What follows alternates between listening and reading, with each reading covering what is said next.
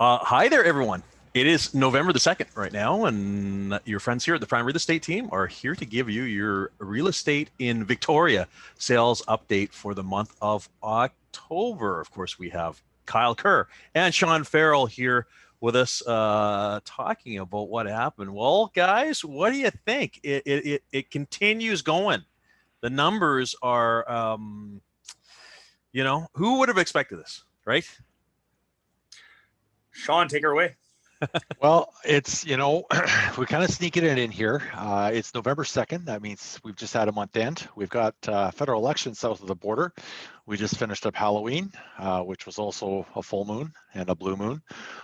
So it may have escaped a few people's attention, but we had almost another record-breaking month here in Greater Victoria for real estate sales, up 60% over last October as well. So inventory's creeped up a little bit, as Kyle will speak to in just a moment. We are just apparently the spring market's still with us because the low interest rates and the pent-up demand, people are still buying homes left, right, and center.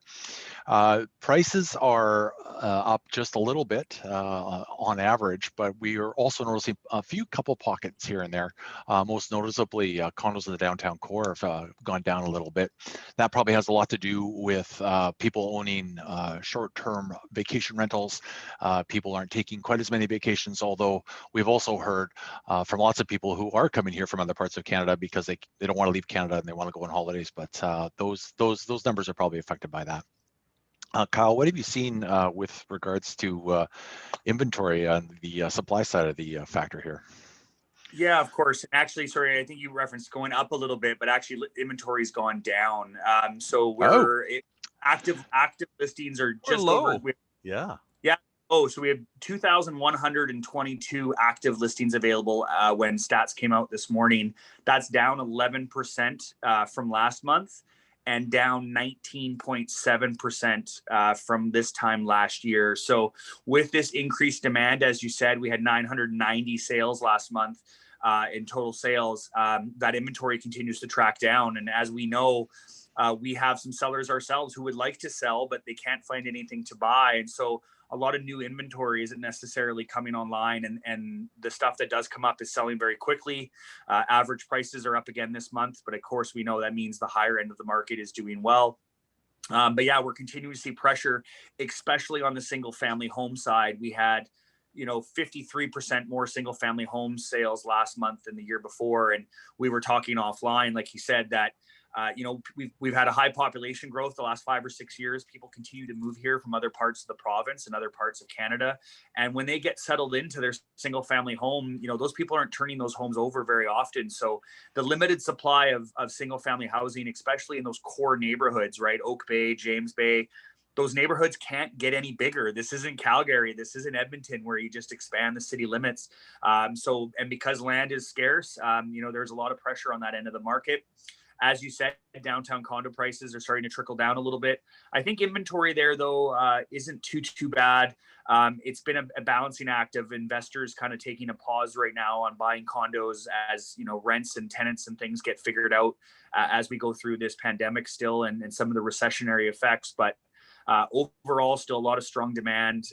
People in the government sector, tech sector, retirement, nurses, teachers, contractors. I mean, a lot of our clients are still very active and looking to purchase right now just because of the industries that they're in.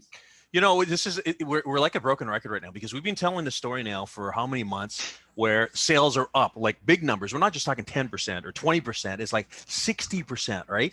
And yet inventory is down. And in the case of this month right now, it's down 20%. It's a very interesting time. The other thing that I wanted to show everyone here is, as far as the number of sales is concerned, look at this here. So the last 4 months, we've had almost 1,000 sales, which are big numbers for Victoria, right? We don't typically have this kind of number. It is common for us, by the way, to have a busier October than a September. So that's not That's not of the ordinary. But what is, Sean mentioned it here. It's a deferred spring market where all that activity that wasn't there because of COVID is there now. So we're at 7,071 sales for the year. I'm gonna guess here, and I don't know. Maybe you guys can confirm here. I think that we could end up. I shouldn't say easily, but I think we can end up at 8,500 for the year. I think we got another 1,400 in us in the next 2 months. What do you guys think about that? I don't know. I mean, that would be a pretty busy December. I've worked through some pretty busy Decembers, but I mean, I don't think we've been surprised all year, so I wouldn't be surprised by it, but it might be a stretch. I think I fall more closer to Tony's side of the fence on this one. I've learned to be surprised. As Tony said, we're broken records. We keep saying the same thing. Stop it. I was just about to wager you guys. Darn it.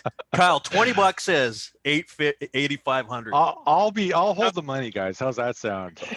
Okay. But listen, for everyone watching here, when you look at the list in front of your screen here, even right now, we have surpassed the sales of the years 2010, 11, 12, 13, 14, the entire years. So we've surpassed that already.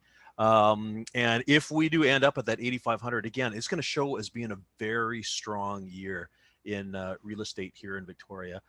And again, a lot more people are moving in. Very few people are moving out. And that's what happens. There is a lot of pressure here because, like Kyle said, we can't go anywhere, right? We can't go out. We can go up, right? But that's just what's happening right now. It's not like Dubai where they keep making new islands. No. I think something important to note too, just, as we look at some of the cases and stuff build up over the Halloween weekend, we're still out there wearing gloves. We're still trying to look at us right now, right? We're not sitting here together. We are trying to do our part, and a strong recommendation for everyone. If we don't want to have similar things like we did in April and May and end of March, hopefully everyone's kind of following along and doing their part, because we are still wearing masks, gloves, sanitizing everything, doing as many things virtually as possible. But, I think doing that has helped people feel comfortable making these purchases as well. For sure. Hey, listen, I want to bring up one, Kyle, that you dealt with a few days ago. You had competing subject to sale offers. You're gonna bring that up, Tony? Oh yeah. So in other words, there were two parties that wanted to buy the listing, but they both had houses to sell. Because you had mentioned a moment ago about all these people out there who, the reason why inventory is low is because people do want to move, but they don't want to put their house in the market until they have actually bought something, right? And of course, now here we are, low inventory, high demand. Anyone who makes an offer subject to is that's a very weak offer today, right? And actually, funny enough, we ended up working with one of them, but the other party who missed out was very scorned by that, and they decided to come back the next day and write without subject to sale and a whole bunch more details. But the house is now sold. That's the good thing for our seller. We worked within some strategies to really keep one motivated. And you're right, the fact that there is a lack of inventory really motivates people right now, and we were able to get a full price offer for our client in the end, and now she's excited because she's now sold. Now she can get out there and buy herself in a more strong, favorable position. Exactly. Listen, everyone, as always, if you have questions or you like to have a look at stats and know about what's going on, of course, we are your boots in the street. We're dealing with people all the time. Sean and I are talking to folks that are coming from Arizona, if you can believe that. You might think that they're escaping the political situation, but one of them is Canadian. We are not alone. There's other people like that as well, too. And of course, we've had a lot of Ontario folk and people from the rest of the country moving here as well, too. I do want to just point you guys to this article that came out. I think it was yesterday. Here we go. This is from HuffPost. Canada's house prices are soaring because reality doesn't matter anymore to things like that. I will put the link in the video here. You should have a read of it. It does bring up, of course, the CMHC CEO, who very early on in the process announced that prices were going to drop 9 to 18%. The real estate industry, of course, said, no way. Like, we know based on demand, that's not going to happen. And of course, what this story basically says is, CMHC is a reputable organization, and they were using typical statistics to arrive at that point. but this is far from normal reality right now. And the year has been just so strange. They talk about interest rates being lower and a number of other things that I found it a really interesting article. I don't think you guys have seen this one yet, right? I haven't. No, Yeah. not one yet. I think it'll be interesting to see. I mean, they may end up being right for very, very specific markets, but like we've said with Victoria, every market is different. You know, I think I'm hearing reports that downtown Vancouver, downtown Toronto, their condo prices as well are inch. But again, that's because the COVID reality is allowing more people to work from home. Everyone's moving to the suburbs right now. So yeah, he might have been right for one very specific marketplace, which is downtown condos in very high popular areas. But I mean, the rest of the markets, especially the single family homes, just are not working in that same prediction. But and again, you know, I mean, his estimate was a 18% drop, and yet across the country we're up 17%. So there's a 35% spread like that. Yeah. You know, I mean, come on, right? Yeah.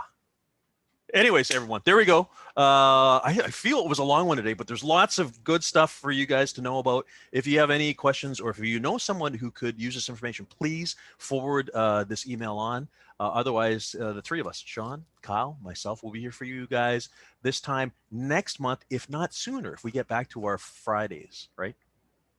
Maybe soon. Exactly. Yeah. All right, everyone. Have yourselves a great rest of the month, and please stay safe. Take care.